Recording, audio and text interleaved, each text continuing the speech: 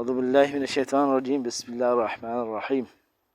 الحمد لله نحمده ونستعينه ونستغفره ونؤمن به ونتوكل عليه ونعوذ بالله من شرور أنفسنا ومن سيئات أعمالنا.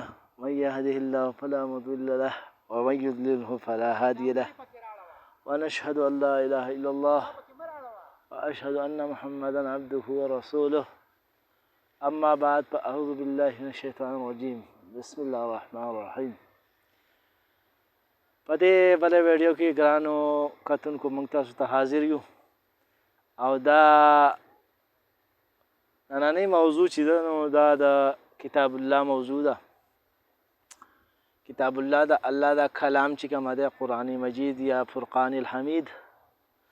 قرآن لفظي ترجمه دا ده قرآن.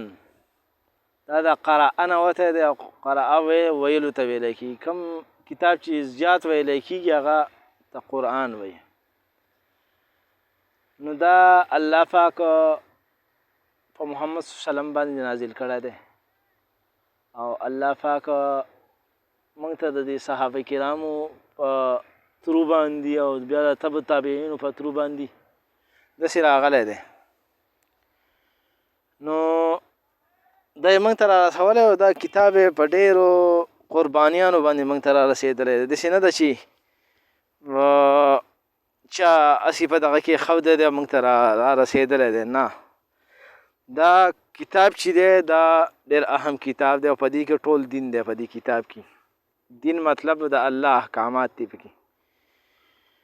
نو دا احکامات چې کومه دي دا اول دا قرآن پاک دا اول ویل پکار دي په ناظره باندې. د دې د الفاظ چې کوم دي دا زده کول پکار دي او د هغې نه بعد دا بیا په ترجمه ویل غواړي. د دې دا مفهومونه دا زده کول پکار دي او چې دا په صحیح طریقه زده کړي نو بیا دا په خپل عمل کې راوسته پکار دي.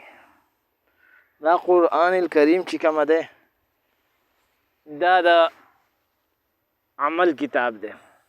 په دې کې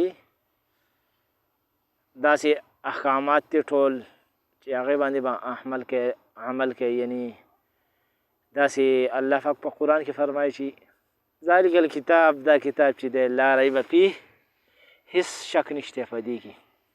دا ځکه په دې خو د سورة الفاتحې نه وروسته یې ځکه راوړو چې دا اولنی شروعات دی د فاتحې نه بعد، چې دا خبره به دوی له راشي چې د خلکو له چې دا کتاب چې دی په دې کې به څه شک نه کوي.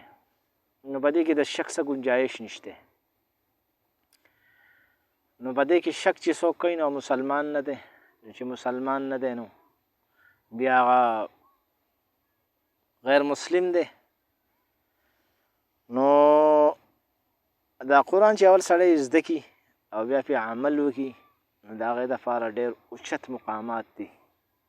د مرګ نه بعد په دنیا کې ولهم الله عزت ورکړي. تاسو سیرت النبي صلی الله علیه وسلم چې څوک وګوري که نه وایوري نو بیا سړي ته د دې قرآن په صحیح طریقه کم آیات چې په صحیح ځای کې بیا پیټ کېږي.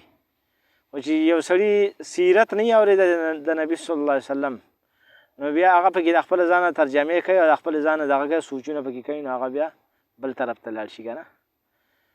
تاسو وګورئ چې نبي صلی الله علیه وسلم چې کله دا دین دا وحی پې نازل شو، دا قرآن پې نازل شو، اقرأ باسم ربک الذي خلق چې پې نازل شو دا بیا نبي صلی الله علیه وسلم چې د خلکو ته بیانو نو د هغه څخه اول په خپله و بیا